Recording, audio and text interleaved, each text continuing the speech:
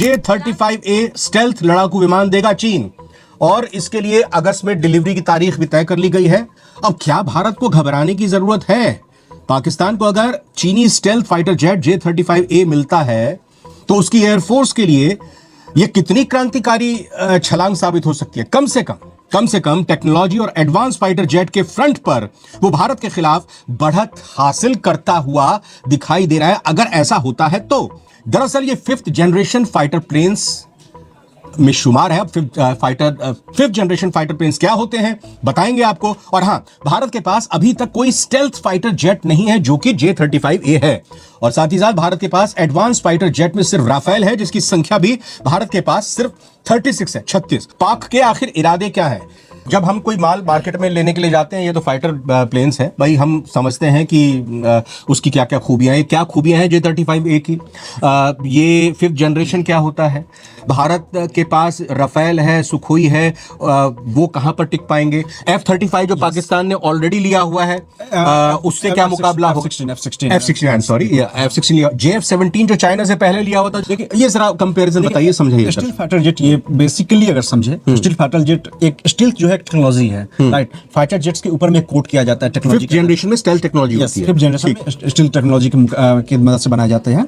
ये fighter jet का main जो होता है, ये रडार और एयर डिफेंस जो होते हैं, इसको चकमा देने के लिए इनको डिजाइन किया जाता है। स्टील्थ कोटिंग की वजह से जो रडार से जो इंफ्रारेड निकलता है, ताकि वो फाइटर जेट्स का यूएवी या कोई भी हथियार का पता लगाता है, वो कोटिंग, स्टील्थ कोटिंग की वजह से रडार उसको पता नहीं लगा पा रहा है, राइट। तो मोटा मोटी ये बात ठीक है। मतलब अगर पाकिस्तान या चीन की तरफ से भारत में कहीं ये स्टेल्थ या 5th जनरेशन के फाइटर प्लेन्स आते हैं या वो अपनी सीमा में रहकर भी हमला करते हैं, तो हमारे रडार उसको कैच नहीं कर पाएंगे। अभी तक ऐसे रडार की टेक्नोलॉजी नहीं विकसित हुई है जो हमारे रडार कैच कर पाए। इसमें हम आगे बात करेंगे, ठीक है। ये इस पॉइंट को समझिएगा, ठीक है।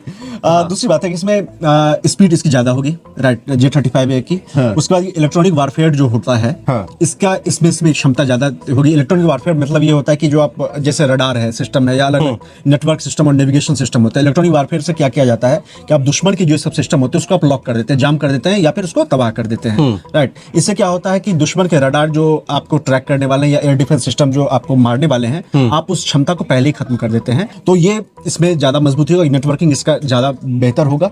इसके अलावा ये जो चीन का ये जो फाइटर जेट है, कहा जा रहा है कि ये 2 इंजन है, यानी इसकी क्षमता और ज्यादा होगी। और 2 इंजन है मतलब कि एक इंजन अगर फेल हो जाता है, खराब हो जाता है, तो आप दूसरे इंजन को ऑन करके ऑपरेट कर सकते हैं। बिल्कुल 2 इंजन है, इसलिए ये थोड़ा सा मजबूत चीन अगर गलत नहीं हो तो जो पैसेंजर फ्लाइट्स भी होती हैं या फाइटर प्लेन्स भी होते हैं, उनमें शायद ऑलरेडी 2 इंजन आते हैं। देखिए, जैसे राफेल है, सिंगल इंजन है, ओके, राइट। पैसेंजर प्लेन होते हैं, उसमें 2 इंजन होते हैं, ठीक है। लेकिन चूंकि फाइटर जेट जो होते हैं, इनकी जो युद्ध में भूमिका काफी कम समय के लिए होती है, बशर्ते कि अगर डॉग फाइट नहीं हो तो इसमें इनकी भूमिका कम समय, ये कुछ देर के लिए उड़ान भरती है, फिर नीचे टेक ऑफ करती है। ये एक प्लस पॉइंट है कि इसके अंदर 2 इंजन हैं। बिल्कुल बेसिक मोटा मोटी समझिए तो भारत को ये सैन्य तरीके से चीन घेरना चाह रहा है। अब वो अपने 5th जनरेशन फाइटर जेट को तैनात करना चाहते हैं। इसके पीछे दूसरा रीजन ये है कि इससे अगर J-35 अगर पाकिस्तान यूज करता है भारत के खिलाफ, या ऐसे भी सर्विलांस करता है, तो उसमें भारत के जो रडार सिस्टम है या एयर डिफेंस सिस्टम, उसके बारे में वो जानकारी हासिल कर सकता है, राइट। और इसके अलावा तीसरी बात एक और है कि अभी तक 5th जनरेशन फाइटर जेट किनके पास है?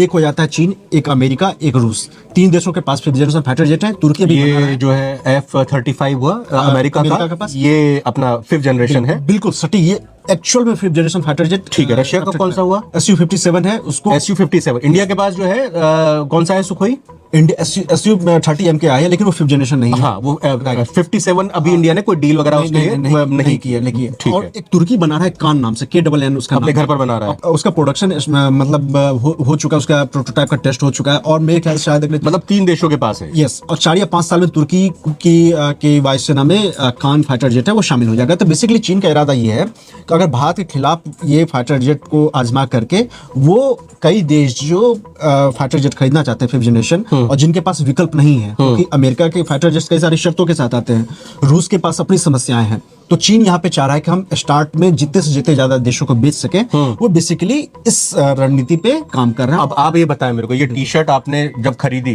तो चेंजिंग रूम में जाके आपने चेंज करके देखोगे कि आप अच्छे लग रहे हैं नहीं लग रहे हैं, तो पाकिस्तान अब जब ये खरीद रहा है तो क्या वो भारत में भेज कर कुछ इस तरह के इरादे तो नहीं रखेगा अगस्त तक इसकी डिलीवरी होनी है कि भाई ये चेंजिंग रूम में जाके देखे उसके पायलट की भाई कितना भारत को नुकसान पहुंचा पा रहे हैं, कितना सुंदर वो लग रहे इस बार भी युद्ध हुआ है। इसमें एक थ्योरी तो ये है ना कि चीन के उकसाने पर ही पाकिस्तान ने किया है, ताकि भारत को आर्थिक मोर्चे पे आप बैकफुट पे कर सके।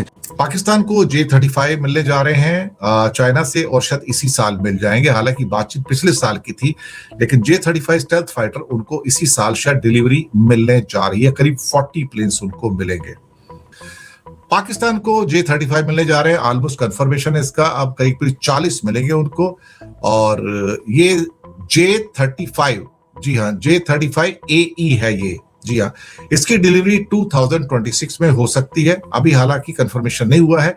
ये पिछले साल ही इनको मिलना था, लेकिन इस बार ये जो मिलेगा इनको, ये स्टेल्थ बॉम्बर्स हैं। तो स्टेल्थ बॉम्बर मतलब ये अभी इनको एक दूसरी AIP सबमरीन भी मिल गई है, वो भी थोड़ा सा इंडिया से आगे निकल गए। इंडिया के पास AIP सबमरीन नहीं है, और इनको अब ये J-35AE मिलने जा रहा है। 40 की बात हो रही है कुछ।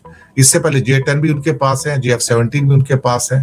तो वो मॉडर्नाइजेशन कर रहे हैं अपना, खास तौर से एयरफोर्स का या नेवी का और बाकी जो फोर्सेस हैं, और चाइना का उसमें एक मेन बहुत बड़ा हिस्सा है। आज की ये खबर सिर्फ एक डिफेंस अपडेट नहीं है, बल्कि आसमान में शुरू होने जा रहे उस नए खेल की कहानी है, जहां टेक्नोलॉजी, रणनीति और ताकत तीनों मिलकर युद्ध का भविष्य तय करने वाले हैं। क्योंकि पाकिस्तान को मिलने जा रहे हैं चीन के अदृश्य फाइटर जेट, जी हाँ, J-35 फाइटर जेट।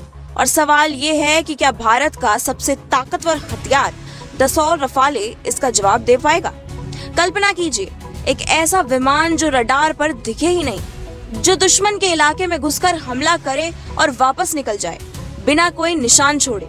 यही है J-35, चीन का वो स्टील्थ हथियार जिसे खास तौर पर उन देशों के लिए डिजाइन किया गया है जो पश्चिमी टेक्नोलॉजी से दूर है, और अब पाकिस्तान इसे अपने एयरफोर्स में शामिल करने जा रहा है। रिपोर्ट्स कहती हैं कि करीब 40 J-35 जेट्स की डील लगभग तय मानी जा रही है, और 2026 के अंत तक ये विमान पाकिस्तानी आसमान में उड़ते नजर आ सकते हैं। अब जरा समझिए इस गेम का असली ट्विस्ट।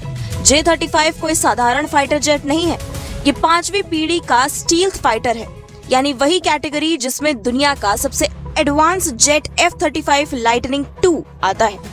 चीन ने J-35 को इसी F-35 के मुकाबले में उतारने के लिए बनाया है, और यही वजह है कि पाकिस्तान के लिए ये डील गेम चेंजर बन सकती है। J-35 की सबसे बड़ी ताकत है इसका स्टील्थ, यानी रडार से बचने की क्षमता। इसका रडार क्रॉस सेक्शन इतना छोटा बताया जाता है कि जैसे इंसान की हथेली, मतलब दुश्मन के रडार को धोखा देना इसका सबसे बड़ा हथियार है। इसके अंदर लगे AESA रडार और सेंसर फ्यूजन टेक्नोलॉजी पायलट को रियल टाइम में पूरी लड़ाई का 360 डिग्री व्यू देती है, और जब जानकारी इतनी सटीक हो तो हमला भी उतना ही खतरनाक होता है। ये ट्विन इंजन जेट है जिसकी स्पीड करीब मैच 1.8 तक जा सकती है, और इसकी कॉम्बैट रेंज 1200 से 1350 किलोमीटर के बीच मानी जा रही है, यानी ये बिना रुके लंबी दूरी तक मिशन पूरा कर सकता है। इसके अंदर इंटरनल वेपन बे है, जहां ये अपने हथियार छुपा कर रखता है ताकि इसकी स्टील्थ बनी रहे और जरूरत पड़ने पर अचानक हमला कर सके। ये PL-15 और PL-10 जैसी एडवांस मिसाइलों से लैस हो सकता है, जो हवा से हवा में दुश्मन को खत्म करने के लिए जानी जाती है। अब सवाल उठता है, क्या ये भारत के लिए खतरा है? जवाब है हाँ, लेकिन कहानी इतनी सीधी भी नहीं है, क्योंकि दूसरी तरफ खड़ा है भारत का सबसे भरोसेमंद और घातक योद्धा राफेल, जिसे इंडिया ने खास तौर पर अपनी एयर डोमिनेंस के लिए चुना है। राफेल भले ही 5वीं पीढ़ी का स्टील्थ जेट नहीं है, लेकिन ये 4.5 जनरेशन का ओमनी रोल फाइटर है। तो एक तरफ है स्टील्थ का बादशाह J-35 और दूसरी तरफ है फायर पावर का किंग राफेल। अब सोचिए, अगर ये दोनों आमने सामने आए तो क्या होगा। डिफेंस एक्सपर्ट्स कहते हैं कि J-35 की सबसे बड़ी ताकत उसका पहला वार है, यानी अगर वो रडार से बचकर पहले हमले कर दे तो उसे बढ़त मिल सकती है। लेकिन अगर राफेल को उसकी मौजूदगी का अंदाजा हो जाए तो फिर गेम पलट सकता है, क्योंकि राफेल की मिसाइलें, उसकी स्पीड और उसकी इलेक्ट्रॉनिक वॉरफेयर क्षमता उसे बेहद खतरनाक बनाती है। यानी ये लड़ाई सिर्फ मशीनों की नहीं होगी बल्कि टेक्नोलॉजी, रणनीति और पायलट की समझ की भी होगी, और यही इसे और ज्यादा दिलचस्प बनाता है। अब जरा बड़े परिप्रेक्ष्य में देखें तो ये डील सिर्फ पाकिस्तान की ताकत नहीं बढ़ा रही बल्कि चाइना की रणनीति का हिस्सा है। चीन चाहता है कि वो ग्लोबल हथियार बाजार में अपनी पकड़ मजबूत करे और उन देशों को विकल्प दे जो अमेरिका या यूरोप से हथियार नहीं खरीद सकते। J-35 उसी रणनीति का हिस्सा है। अगर पाकिस्तान को ये जेट मिलते हैं तो दक्षिण एशिया में पहली बार कोई देश 5वीं पीढ़ी का स्टील्थ फाइटर ऑपरेट करेगा और इससे हवाई शक्ति का संतुलन बदल सकता है। तो कुल मिलाकर आने वाला वक्त आसमान में एक नई रेस का गवाह बनने वाला है, जहां अदृश्य ताकत और खुली ताकत के बीच टक्कर होगी।